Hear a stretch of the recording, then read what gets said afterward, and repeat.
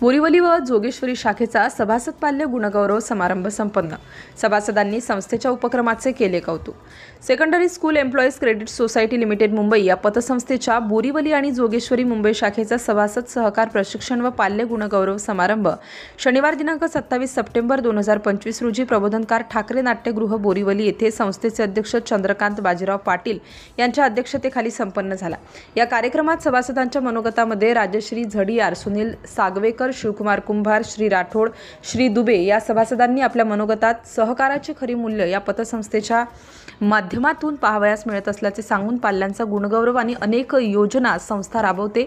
सभासदांचे हित जोपासले जात असून सभासद कल्याणासाठी सोसायटी नेहमीच प्रयत्नशील असल्याचे आपल्या मनोगतात सभासदांनी सांगितले।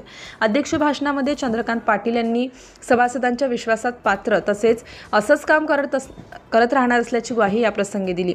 प्रास्ताविक सतीश माने यांनी संस्थेच्या वेगवेगळ्या योजनांचा आढावा घेतला। या कार्यक्रमासाठी मानद सचिव किशोर पाटील, खजिनदार सतेश शिंदे, उपाध्यक्ष सुधाकर जगदाळे, तज्ञ संचालक गुलाबराव गवळे, संचालक भाऊसाहेब आहेर, तुकाराम बेनके, प्रभारी सरव्यवस्थापक शांताराम वीरकर या मान्यवरांच्या उपस्थितीत कार्यक्रम संपन्न झाला।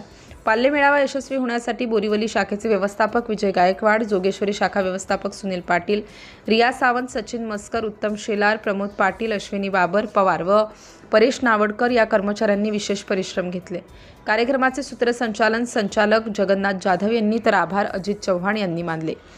सिटी इंडिया न्यूजसाठी प्रतिनिधी जिजाबाई थिटे। आर्थिक विवंचनेतून बाहेर यावं या उद्देशाने ही संस्था कार्य करत आहे। गेली 50 वर्ष या संस्थेने शिक्षक आणि शिक्षकेतर कर्मचाऱ्यांना आर्थिक सहाय्य करण्याचा प्रयत्न केलेला आहे।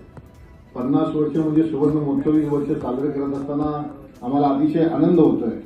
खरं पाहता तुम्ही पाहिलं तर आपलं याला मेडिकल चेकअप नाहीये, म्हणजे याच्यामध्ये इन्क्लूड झालेलं तुम्हाला मेडिकल चेकअप नाहीये, वेटिंग पिरियड नाहीये।